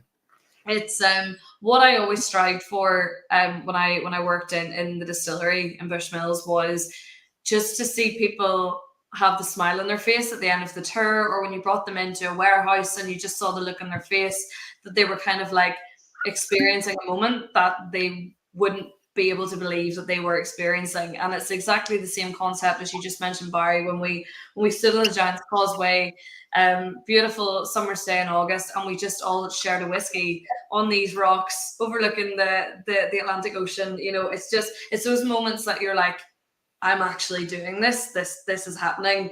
And that's what we want to create. We want to put those smiles on people's faces and just give them something that, as cliche as it sounds, they will never forget, and memory they'll take with them to the grave. Steve is wondering what we've got planned for September 2024. Well, don't we have Whiskey Bus number 5 planned for that? We do, yes. Whiskey Bus number 5 is August 2024. Absolutely, Steve. Keep an eye out for that. That's tentatively southwest of Ireland, isn't it? Yes. Kerry, Dingle. Yeah. There's another idea I thought of during the week, though. Go on. Do you want me to continue? Oh, what were you saying? Sorry, you cut out there. You said there's another idea. No, I said I had another thought over the weekend, the end of last week, but I'll not disclose it on here. I'll chat to you tomorrow. This is our biggest problem now is reining Lauren in on a daily basis on all the things that can be done. You see, ideas are great fun. It's the execution of them we have to worry about. Yeah, exactly. We're fantastic at putting these ideas from pen to paper, and then we're like, okay, now we actually have to arrange this thing. Like, it's where there's a will, there's a way. I've always been a firm believer in that. We are going to start small, though. Like, I mean, we say start small. We started with a whiskey bus of 30 people. Now we have a whiskey bus of 40 people, and we're planning the 5th whiskey bus, and there's other things in the planning as well. But on July 30th, we'll probably have a handful, maybe 6 or 7, maybe 8 things we'll go live with. And one of those will be whiskey bus number 3 for, when's that, March 2024. And a domestic whiskey bus, like a 2-day whiskey bus in Ireland. And then also we'll have some experiences that are kind of one of a kind, on demand, like a distillery or an individual might give us access to them or a thing twice a year. And 1 or 2 of those things may tie in with the start or end dates of one of our whiskey buses. And we'll start with about 6 or 8 experiences. And then the goal would be make sure we've got our systems and our processes in place to handle those, to deliver on them. And then we have Lauren, need I talk about the coming soon list that we've got, like the here's what can come next. Like, it's insane. The coming soon list is nearly twice as long. As we said earlier, we're fantastic at these ideas, but it's those ones that we want to make every experience we do perfect, and really just create it to a level that we're very happy with. So some of that will understandably and of course take longer than others, but the coming soon list it's mad. Just some of the possibilities. It's crazy. We'll tease some of the coming soons out when on July 30th. I think we're actually waiting on legal rights to do so. But if we're given permission to share them, we will. Quick answer there to a question. Greg wondering, is there any decision on Dundal's #1 bottle? Yes, Greg, there is. I have bought that bottle and I'm going to auction it for charity. So I think a lot of people gave great feedback on whether we should have bottle #1 go randomly out to people. I decided to hold it back, buy it, no different than you all bought your bottle, so pay the retail price, and then I'm going to donate it to charity, and then whatever it yields at charity auction with Irish Whiskey Auctions over the coming months. I haven't decided. I'll talk to Anthony. We'll figure out a month over the next few months that it'll go into auction, and then we'll choose maybe a list of charities that you can vote on. So I'd like Stories and Sips to have a charity element, and whether we do that through our releases or find other creative ways to do it, I think that's important. So that's the decision made. I know some people are saying, I don't want you to do that. I'd rather have the thrill of knowing whether I got bottle #1. But you know what? I think we all have such privilege and fortune that we're able to even buy these bottles, that we probably owe those who don't have such privilege a chance at things as well. So we'll pass down our good fortune to others through the auctioning of that bottle. So that's the decision there. Stateside experiences. Listen, can we not start with Ireland? Can we not get Ireland right before you ship us over to America for more? Honestly. I mean, I'm not going to say no to that. I'm up for that. I'm game. If you mention New York, Lauren will be on the first flight out here tomorrow morning. Pretty much, yep. Pretty much. I'll be down to Dublin Airport straight after this. I will. Richard wondering how long until Lauren's cupboard behind her looks like the stack behind Barry's. Well, I can take all the bottles that are on my floor that stretch the entire room here, and I can send them, Lauren, up to you, and you can take out those plates and put bottles in instead. I know. We'll see how that goes. So Richard's just came up with a great one there, Lauren in Louisiana. That has a great ring to it, Barry. I think that's going to go on the list of added experiences coming soon. Here's one thing we've realized in the planning of these trips is that anything's possible for a price. So if you want a Lauren in Louisiana trip, anything's possible. We are absolutely willing to make a package around Lauren and have her come to Louisiana. No problem. Lauren, tell me this, as we come to the end of our first shebeen together as co-hosts, how did you enjoy it? I loved it. Great fun as always, great crack. Nice balance of education and crack, which we always strive to do. So no, I loved it. Will you have me back? We'll have you back. You did a great job and you did us proud. And we, selfishly, it takes the burden off me and also gives our audience far more interesting conversations than I can give. So it's great to have a bit of banter and a bit of chat and a buddy to share a whiskey with of a Sunday night. So now all we got to do is come up with next Sunday night's topic. Absolutely. Well, we'll get the thinking caps on and see what we come up with between now and Thursday. I think we can figure it out. I think we'll be. Well, listen, folks, go to irishwhiskeyexperiences.com if you want more info on what's coming, and follow our channels on social media, Instagram and Facebook, Irish Whiskey Experiences. Every day we're sharing more behind the scenes of what's coming with Whiskey Bus 2, and we'll start to tease out some details or some hints of what's coming with our Whiskey Experiences. We're only getting started. I'd like to think in a year or two's time we'll come back here and compare where we are in 2 years to where we were tonight, and I hope it's a very different landscape and that we've all enjoyed Whiskey Experiences together. Great crack to be had. Lauren, thank you for co-hosting. Thanks to our wonderful audience for joining and supporting everything we do. So many of you we've gotten to know personally over the years. You've become great supporters of ours, and long may we continue to earn that support, and we'll do everything we can to do that.